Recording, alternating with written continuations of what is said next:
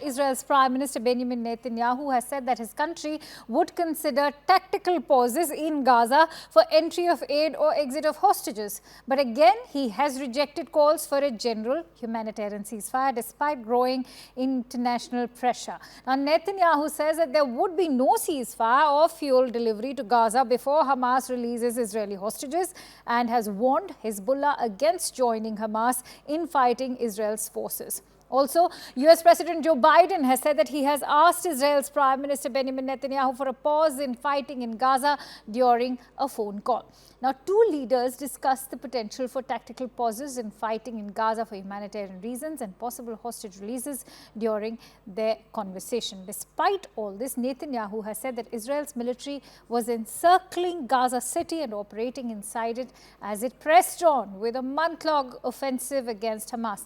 In fact, Israel's IDF is now claiming of destroying Hamas's tunnels. Interestingly, a fresh angle in the Hamas-Israel conflict has also emerged now. Reportedly, Israel's Prime Minister Netanyahu wants to deliver the Ben Gurion Canal project. It is a project that was first proposed in the 60s. Now, how is it associated with the war? Let me break it down for you. It would connect the Gulf of Aqaba on the Red Sea to the Mediterranean Sea. At the same time, it's important to note that this canal would rival Egypt's Suez Canal. Named after the first Prime Minister of Israel, the Ben Gurion Canal will be 3 times longer than the Suez Canal.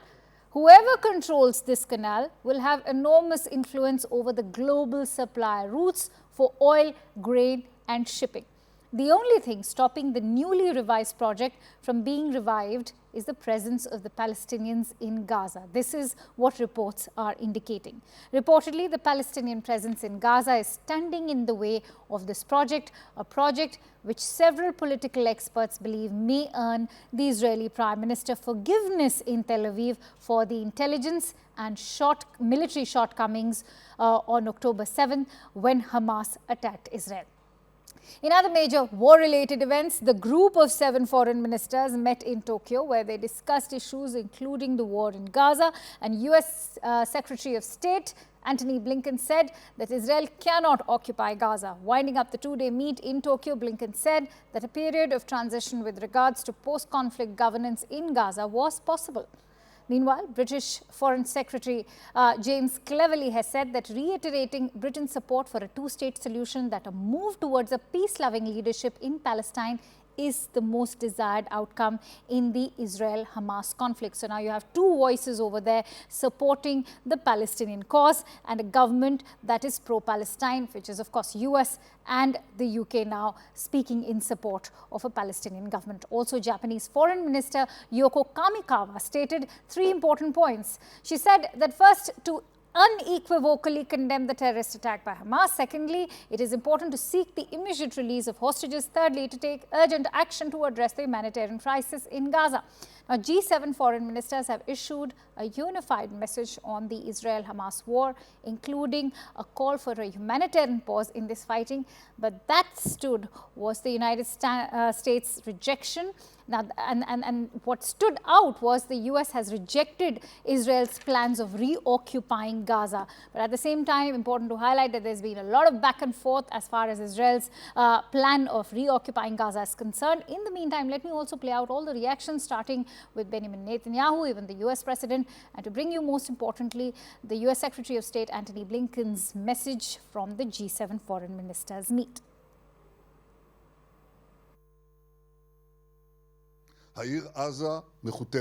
Gaza City is encircled. We are operating inside it. We are increasing pressure on Hamas every hour, every day. We have killed thousands of terrorists, above ground and below ground. No ceasefire without the release of our hostages. During these hours too, we are fighting at the most significant center of the Gaza Strip. This is where I just returned from now. For the first time in decades, the Israeli Defense Forces are fighting in the heart of Gaza City, at the heart of terrorism. This is a complex and difficult war, and to my sorrow, it also comes at a price. Heat pumps chance to talk to him today. I did ask him for a pause in the past, yesterday. Still waiting to hear some other things. We had in-depth discussions about the steps that we are taking to address urgent needs on the ground.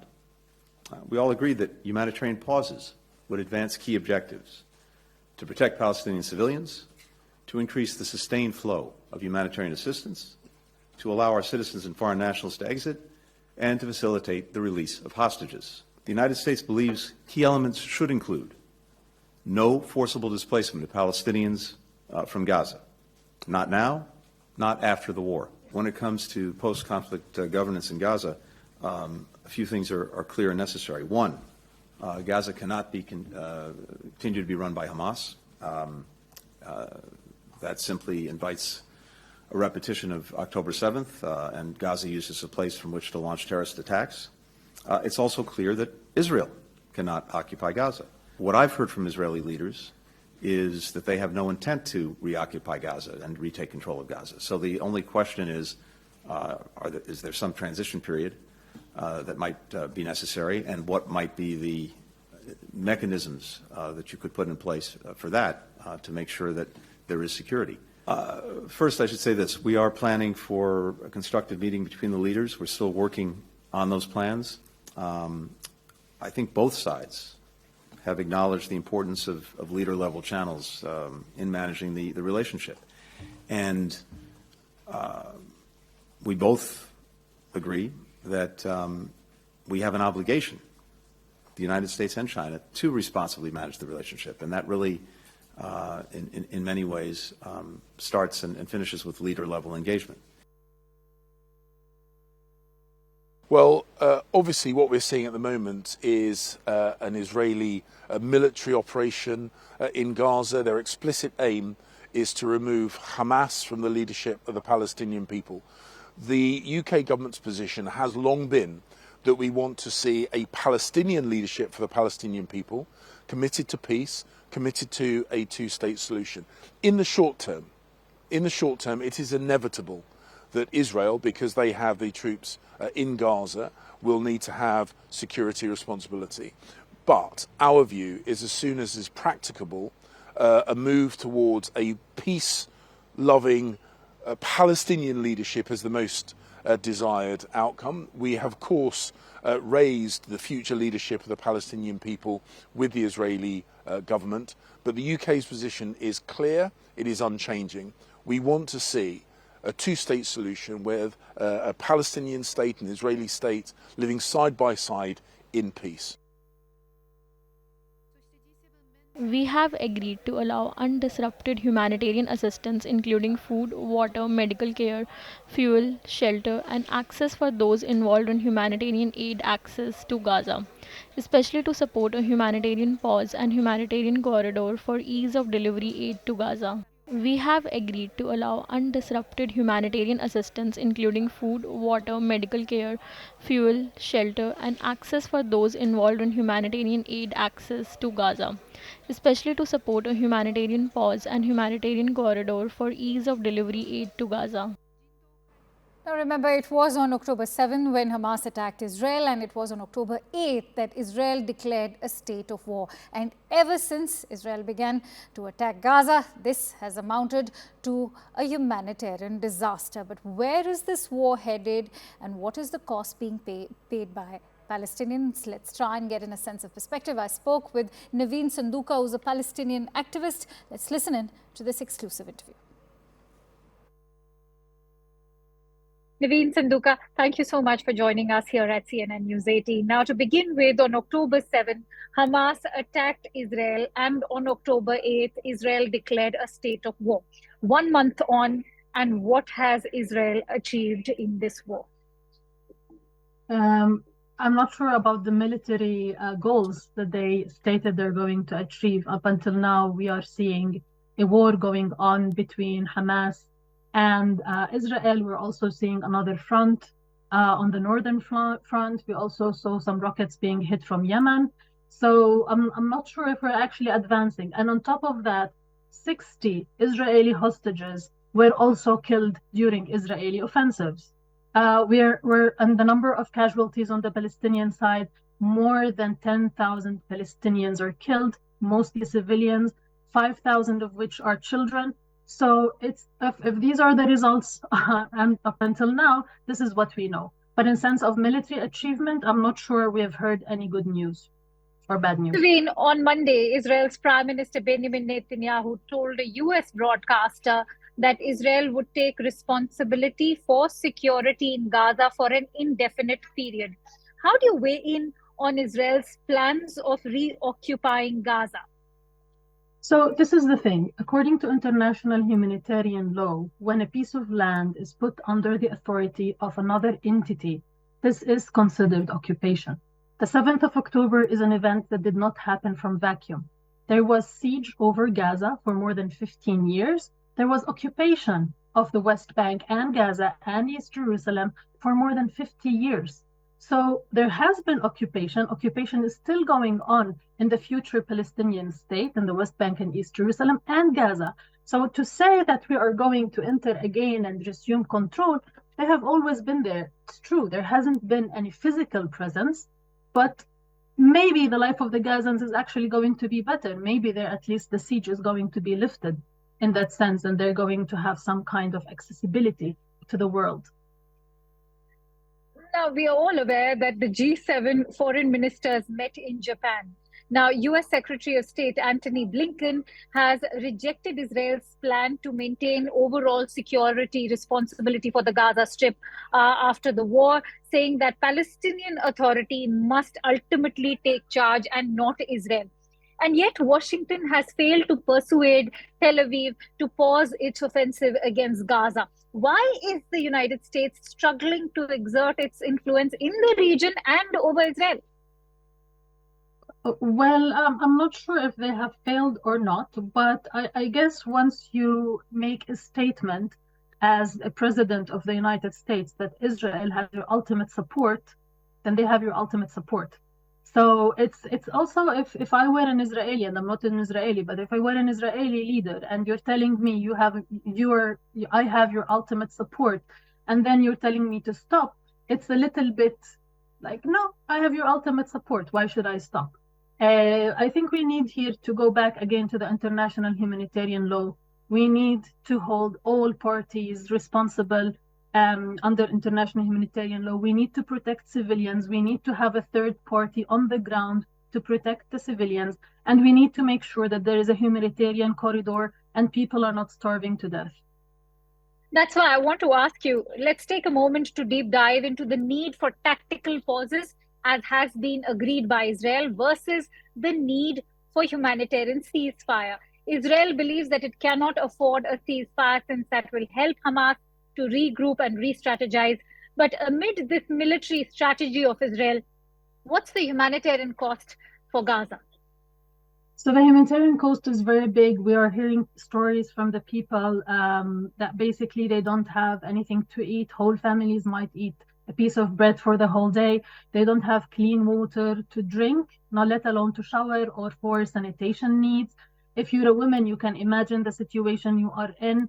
And then we also see basically more and more number of people who are injured in need of medical attention and support, and the hospitals need of fuel, the ambulances need of fuel, the equipment to get the dead people from inside the rubbles.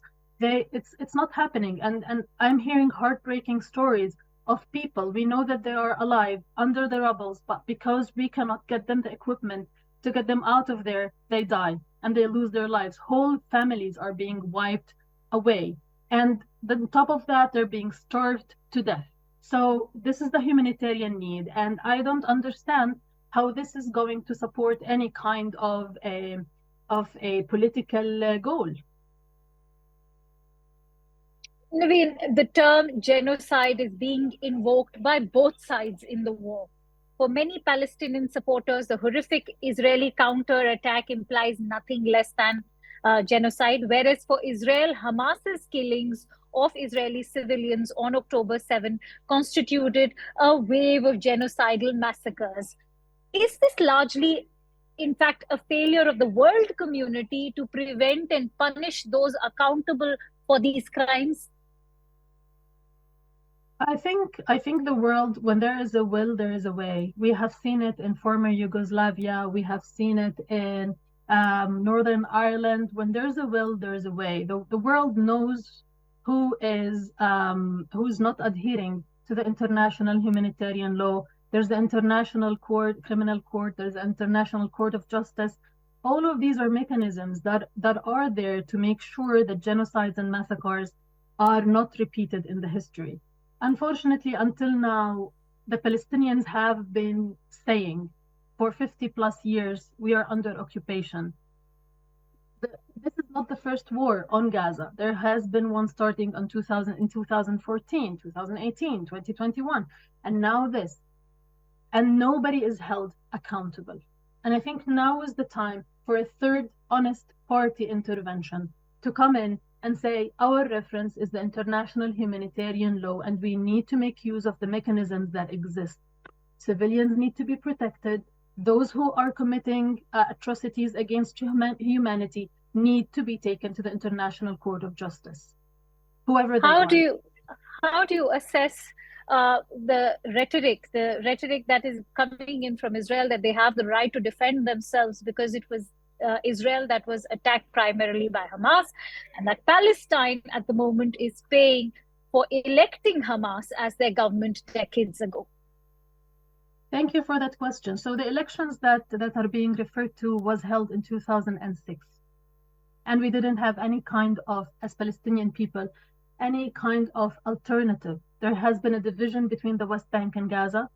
The world did not allow us to practice our democratic right after 2006.